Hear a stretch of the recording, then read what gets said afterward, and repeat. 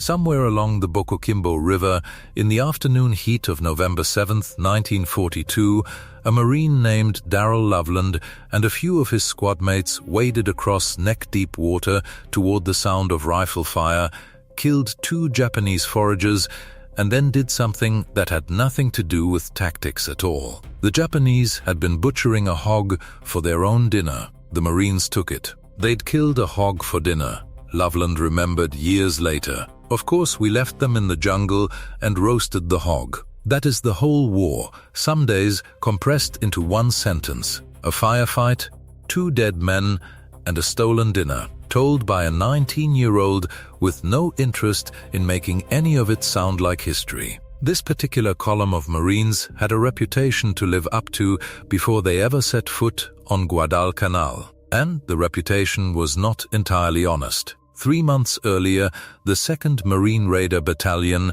had landed on Makin atoll from rubber rafts launched off 2 submarines, wrecked the Japanese garrison, and come home to headlines and a war bond tour. Newspapers loved it. What the newspapers didn't get, not for years, was the mess underneath the victory. 19 Marines killed in the fighting. A chaotic night evacuation through heavy surf that nearly failed outright, and 9 men who never made the boats at all. On the 2nd night, with rafts capsizing in the breakers and part of the force apparently cut off, someone aboard signed a note suggesting the raiders on the beach might have to surrender rather than be slaughtered where they stood. The signature was never legible enough to identify who wrote it, and the story stayed buried for 50 years before a retired officer finally put it into print. Carlson's own count of the dead, taken from bodies he saw himself before the submarines pulled out, came up short by 9 men. He believed everyone had gotten off the island. He was wrong. Those 9 were captured, held, and eventually beheaded on Guadalcanal, a fact nobody back home would learn until the bodies were identified after the war. Carlson gave a eulogy to his surviving men within days of getting back to Hawaii, full of the kind of language that gets quoted in histories. He did not yet know he'd left 9 of them behind. Carlson himself was an odd fit for a Marine command, and everyone around him knew it. Before the war, he had spent time embedded with Mao's 8th Route Army in China, watching how a poorly supplied guerrilla force kept itself fighting and cohesive without the rigid officer-enlisted divide the American military took for granted. He came home talking about something he called Gung Ho, a Chinese phrase he translated loosely as working in harmony, and started running his own battalion on principles that made plenty of senior officers uneasy. Enlisted men and officers ate together.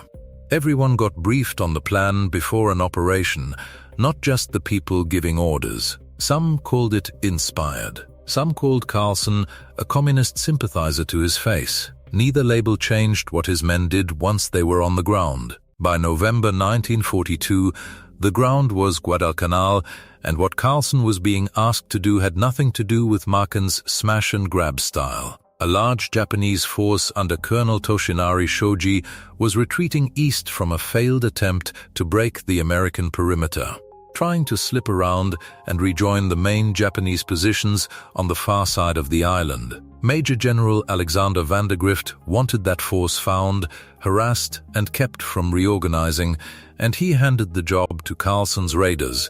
Not a raid this time, not a single night's work with a clean exit plan, but an open-ended hunt through jungle nobody had mapped with any accuracy. For as long as it took, Shoji's men had every reason to move fast. They were carrying wounded, running short on rice, and trying to cross terrain that had no roads worth the name, and a battalion of Marines who knew how to move the same way they did was now somewhere behind them, closing the gap a little more every day.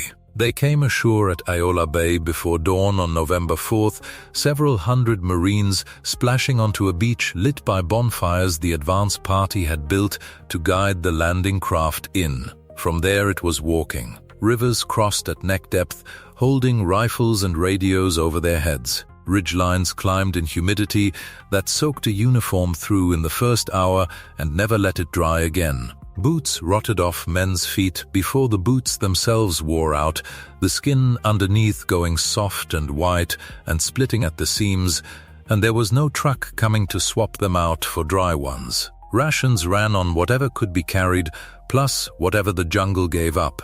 Captured rice, the occasional stolen hog, coconuts split open with a machete when nothing else was on hand. Carlson ran his Gung Ho meetings most evenings anyway, gathering the men to talk through what had happened that day and what was coming next, treating morale as something that needed active maintenance rather than something you assumed would hold on its own. It held. Through late November, the battalion tracked Shoji's retreating column by following abandoned camps, captured stragglers, and the kind of jungle signs, trampled undergrowth, cold cooking fires, discarded ration tins that a unit leaves behind when it's moving faster than it can cover its own trail. The fighting, when it came, was rarely the kind either side had trained for in a classroom. Small ambushes, sudden contact at river crossings, a platoon of exhausted Japanese soldiers stumbling into a raider position they never saw coming. Or the reverse, Carlson's men walking into fire from a tree line that looked empty 2 minutes earlier. There was no front line in the way the campaign's earlier battles around Henderson Field had one. There was jungle, and men moving through it trying to find each other before the other side found them first. By early December, the toll on Carlson's own men was becoming its own problem.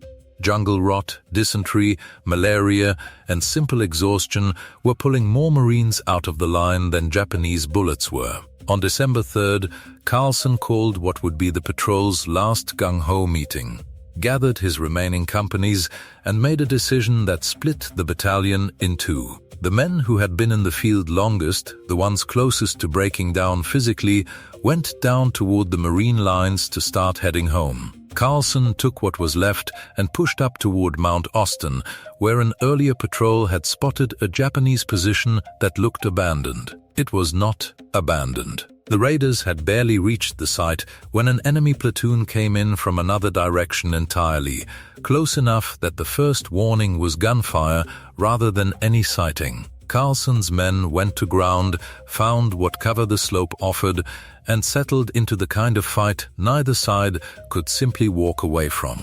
No clear front, no room to fall back without giving up the ground they'd just taken. Twice the Marines tried to work around the flanks of the Japanese position, and twice the attempt broke down under fire before it could close. It took 2 hours before the third push finally got in close enough to finish it. 25 Japanese soldiers were killed. 4 raiders were wounded.